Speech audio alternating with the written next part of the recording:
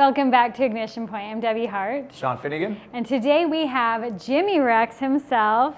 You've got some major things going on. You've been on stages. You've been speaking with Ed Milet. Founder of We Are the They.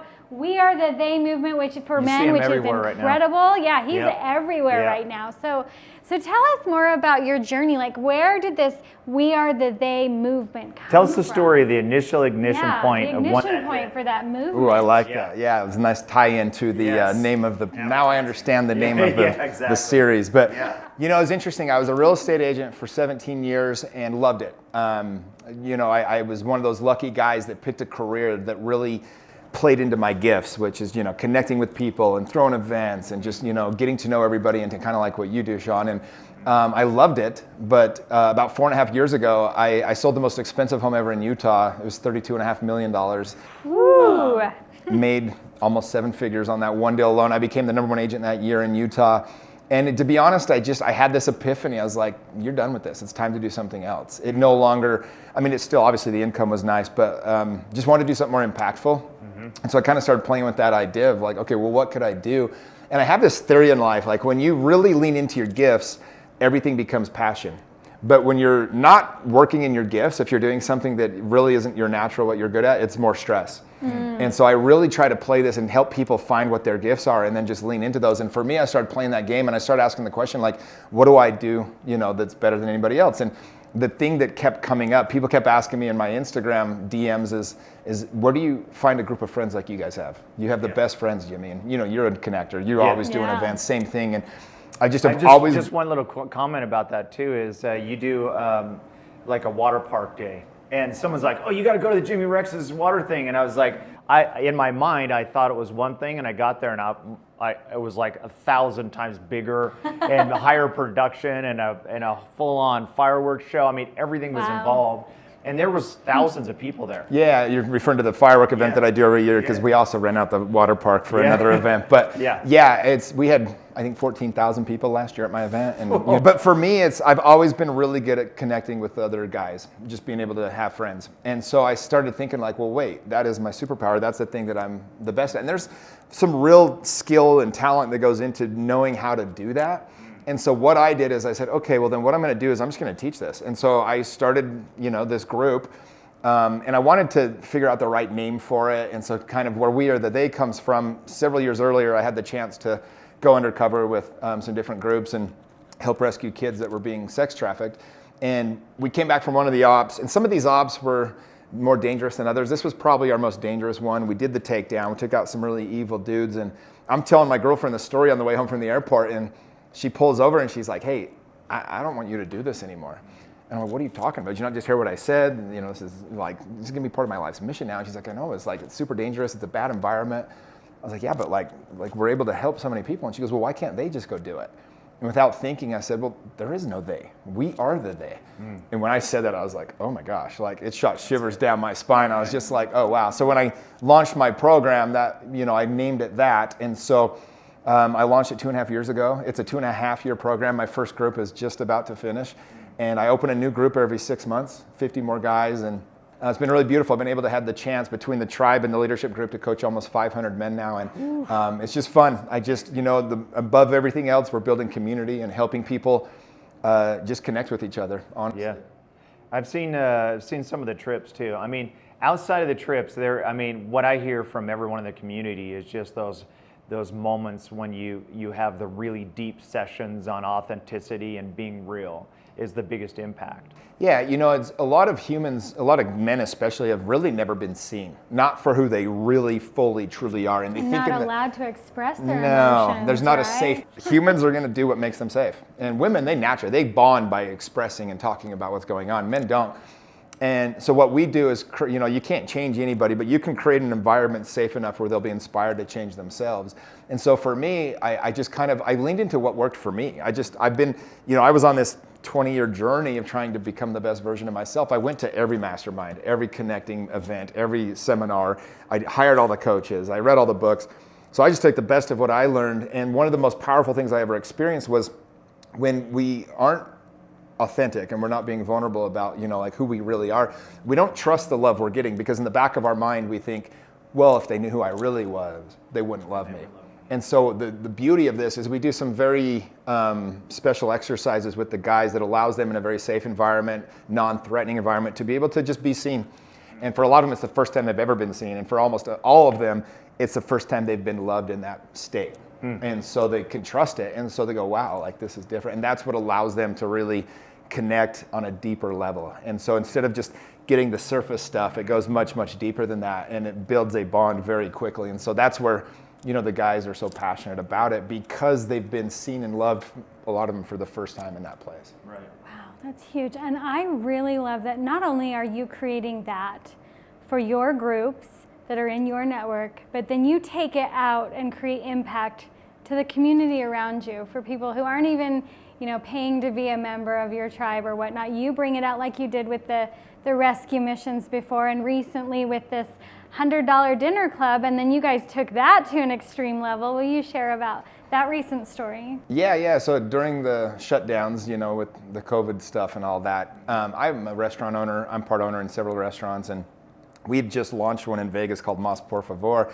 And it was a month after that, they shut everything down. And so we had our big grand opening, and it couldn't have been worse, right? Yeah. And so, you know, I really felt bad for these restaurants. And there was a couple local ones that I'd heard of their stories that they were going under. And so we just said, hey, how can we help here? Again, we are the they, right? Like, how can we step in and do something here? And so first I bought $10,000 worth of gift cards to all these little mom and pop restaurants. And then I got 10 of my friends to do the same. And so that was like, okay, how can we give them money today that we can use later? But then we decided to take it to another level. I'd seen a video of this, you know, 5 people that went to breakfast, and they all brought $100 for the tip. I was like, that was brilliant, you know? And so I just said, hey, anybody that wants to join me, I picked this little restaurant over here in Orem, the first one, this Peruvian restaurant, and we went in, there wasn't a person in there. There was 30 of us go in. This was beginning of April 2020. So it was kind of a way for me to, you know, I believe that God brings us together and the devil divides us. And I was just so bugged at the way they were, you know, they looked at all the first degree like things as like, oh, nobody should go out, nobody should be connecting, but like second and third degree problems of that, you know, the loneliness and the, you know, suicide, all these things that kept coming from that depression. And so I was like, no, I'm gonna get people together. From day one, I was like super spreader. Like, I was like, I don't care. Like even my party that I threw, for example, I threw it during the, you know, in June 2020, my fireworks show, and we had... Everything shut down. I think we were the biggest fireworks show in the year that year. I had 10,000 people show up, grown men bawling because finally it felt normal for a day, you know? Yeah. But anyway, so for the restaurant thing, it was kind of the same thing. It was my way of like, I'm gonna get people together, and you can't really say shit, because we're gonna give a $3,000 tip to our waitress, you know? So everyone brings $100, and at the end of the meal, and we wanted it to go viral, we wanted it to be a movement, so we tell the waitress what we're doing, the stewardess, or the server, and we just say, hey, listen, we're a group of friends, we appreciate you trying to make it through this hard time, here's this for you. And it became like intoxicating, you know, so we just did it every week. I think we did it for 46 weeks straight. Wow. And you know, and it kind of like, we'd have friends come to town that are like big influencers, and people like Bedros Keuilian, Jim Quick, Dan Fleischman, Keaton Hoskins, you know, and they're like, hey, every time they'd come to town, they're like, let's go bigger. Everyone bring $1,000. And imagine how many groups out there have done the same thing. I mean, yeah, we've had, I've seen them that we doing know it. of, there's been over 700 of these dinners have happened around the country. Do the math on what that Just what revenue you've is. seen. I've seen local people posting about it. You probably don't even see all of this for going sure. on. Yeah. So just ones that they've tagged us or let us know, you know, and some people, you know, people always want to find what's wrong with what you're doing. And so people would be like, but you guys don't really care about them, or you wouldn't share this. I'm like, you don't understand. Like, creates the this movement. isn't. It inspires why do we other only share people. bad news? We're sharing something good. And yeah, I mean, it was like, did it feel good? Hell yeah, it did. But also, guess what? Like, there's random people all over the country getting $3,000, $5,000 tips because of this. So I don't really care. Because you shared it. This guy doesn't like Spread it. the good news. Yeah. But yeah, so we started doing. We've done it about a dozen times where we do the $1,000 dinner club. And we all bring $1,000. We did one up at Keaton's house. We had this hot dog vendor come, and this guy sold everything.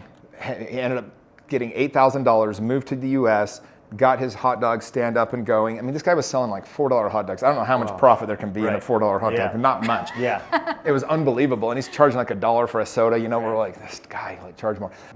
Andy Elliott was in town with his group that week. And so we all got together, about 40 of us. We all brought $1,000 cash. Jeez. And so we brought this guy up. There's a video of it on YouTube you can see. And we said, hey man, you know, here's what we're doing. And we gave him the money.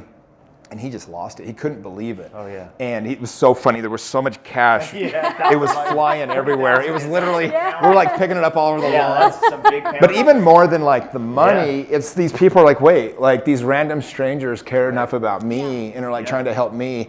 And that's really the difference that it makes, you know. And it's funny because we've had probably a dozen times somebody hit me up afterwards like, dude, you have no idea. Like, I don't know what inspired you to go do that. My sister, my cousin was the server. Here's what's going on in their life. And it's like, you guys, and it was funny because like, how did you know? And it's like, because everybody needs it. Right. Like Especially everybody's during the going timing through when you launched something. it, right? Yeah, and so we kind of like, after, you know, restaurants came back, it kind of died off a little. We still do it probably once a month right now. Just whenever we're out, we want to. I personally have made the decision that pretty much every time I'll leave $100 for a tip, and except for on the iPad when they turn around, like zero. That is not how we're supposed to be tipping. I just got to throw that in there. I'm like, interaction here. my point of that is like, I want the money to go to the people that earn it, the Uber driver, the person cutting their hair. So what I see is that you, Jimmy, really live that message authentically. You're not just creating that experience deeply and genuinely for the men in your tribe, but you take it out and you spread it far and wide. But we want to know, you know, while you're doing all of this for other people, what are some of the hard things that you've personally gone through, and how did you get through those? Like who was your they? Sure. Well, and by the way, like selfishly, I do all these things because it creates a really fun life. Like my life is really good because I'm doing these things, right? And so like there is a level of, you know, if you want to get out of a bad place, go serve other people, like go help other people. That's the quickest way out. So selfishly, I do it because it makes a really nice life for myself. But you know, I've gone through plenty of hard things, and my friends, honestly, have been the ones that have always been there for me. I've always had good mentors, right? I was always smart enough to, from a very young age, I would just be like, all right, well, who's doing what I want to do? And then I figured out a way to create value for them and had them in my world. So I've had amazing mentors, some of the top coaches in the world. But then trying to recreate the wheel. You're like, hey, of course, well, you can compress time. You know, like my one-on-one coach right now is Ed Milet. And I said, well, who is where I want to be in 10 years? And it was Ed. Right. So I was like, okay, I'm going to go create, I didn't know him. I was like, I'm going to go create value for this guy. I'm going to figure out how to be in his world. I did. We've been coaching for a year and a half one-on-one. He just wrote the foreword for my new book. He's become a very close friend of mine. But it's like, I'm learning things from him that it would have taken me 20 years on my own to figure out, right? And so I do this in every area of life. If I want to learn a specific topic, I literally go, who's the best at that? And then I go find ways to create value for them. But to answer your question, like when I'm in a bad place, like I think that's why I really favor friends. I really have 8 to 10 best friends, like guys that are my brothers, and you know, they've always been there for me. I'm very comfortable being myself with them. I'm very good at being able to just really like be completely vulnerable and honest, and we don't have to show up a certain way to feel accepted. We just love each other and we're able to help each other. And so for me, that's who I've always depended on, and they've always pulled through for me. Let's talk about these crazy trips you guys have done too. Yes. I've seen you jump off the Moab. So amazing. Swing. Seen you running with the bulls, that kind of stuff. Yeah, I took 70 people to Spain last year to run with the bulls. You build a much deeper connection really fast when you have high emotional experiences together. Mm-hmm. And so part of my program is we do a lot of things together like that are super adventurous. I'm taking 25 guys next week to Victoria Falls in Zimbabwe, you know, and we're going to go do some crazy things there. So fun. And so it's really built around, there's a couple things. Number one is I wanted the men in my course, I think the best way to be a parent is to show your kids that you have a life that you really love. Like if you're passionate about your life, your kids they'll listen. They want to be like you. Mm-hmm. So many parents hate their life. They complain about their boss. They complain about their jobs. They look like shit. They're out overweight. So for me, it's like, you know, it's my favorite text are when the kids are like, and it's working. All my guys, their kids are like, my dad just swam with sharks. My dad just jumped off this cliff. So they become the superhero, right? Instead of like grown men, like, you know, getting autographs of football players. Like, what are we talking about? Like, that's not your hero. Your hero should be you, you know? Like, and so I like to do a lot of these things because it just creates a more passionate human. And then they become much better fathers through doing that. That's so good. Beautiful. I love that. Okay, closing remarks. What advice would you have? This is an entrepreneurship show. What advice would you have for business owners? I mean, obviously, the inspiring to me part of your story, you saw an opportunity, you just go for it. I mean, you were an incredible agent. Everyone saw you do your agent work. And then you're like, I'm going to see this other thing. I felt like God's pushing me in this other direction. And then you went out and did it. Yeah, you know, I was recently, I threw my big event of the year, and I had Ed Milet was my keynote speaker, and we did a Q&A afterwards. And I asked him, I said, what, you know, there's something about successful people that just have this ability to take action without needing to know what the outcome is. That's what Ed said. He said the ability to just send it, not needing to know it's going to work. Like so many people, they have ideas but they're caught up in this. Like I at a very young age, I did a lot of business things that didn't work. Yeah. But here was the gift that I got. I did a TV show, I did a meat company. I mean, I had a Christmas light business, all sorts of stuff. But all of the people around me were like, oh my gosh, you see what Jimmy's doing? He's going for it. Like there was so much, they didn't know that I was losing money or falling on my face or shutting this thing down. And I was like, if you want something to work, just go for it and take action. And it might work, it might not, but the only failure is in not even trying. Right. And so for me, it's just take action. Yeah, I would say the start is what stops you, generally. Just getting that start. Yeah. Because they're frozen. Like that's the most common thing we hear is like, once this is right, once I have the technology, I'll do my podcast. Once I have this, I'll do it. Once that, and things are never going to be perfect. You just got, like you said, that's excellent advice. Take action. Yep. Just go for it. Do it. And here's the thing: if you're the worst at the world at it, if you're bad enough, you'll go viral. Every other thing is they'll just skip your thing. They're just going to go to the next thing. It's not like they're like, oh my gosh, look how bad this is. They just don't watch it. Who cares? Just go do the next thing. You can see the authenticity and the power. So true. Follow Jimmy. You don't see this, but I like all your stuff. And I appreciate that. I do see that. All your stuff. I hope you appreciate see it, that. yeah. But because I mean, really, they're really good segments of really good meat and content in what you're providing. The new book's coming out, so get Jimmy's book and follow the movement. How can they follow you? How can they find your book when it comes out? Best way to follow me. This is on YouTube. Obviously, you can subscribe to my page. We put our podcasts out there every day. I do 2-3 a week. And then also just on Instagram, Mr. Jimmy Rex. That's where I post everything else that I'm doing. So. And where's your book going to be available? April 2nd. So it's, our launch parties. All over the place? Or? Yep. Amazon, Barnes & Noble, anywhere you buy books. Okay, amazing. What's the title? Yeah. It's called Be One. It comes from the Marcus Aurelius quote, waste no more time arguing what a good man should be one. Ooh. And then the subtitle is How to Be a Healthy Man in Toxic Times, and talk a lot about what we do in the program and how that helps people. Good right there. So good. It's an absolute honor to have you. Thanks for having me. If any of you watching today have any doubts that your current CPA is not helping you take 100% advantage of the deductions you deserve and helping you stay compliant with the IRS, then don't hesitate to get involved with TaxHive today. You won't be disappointed.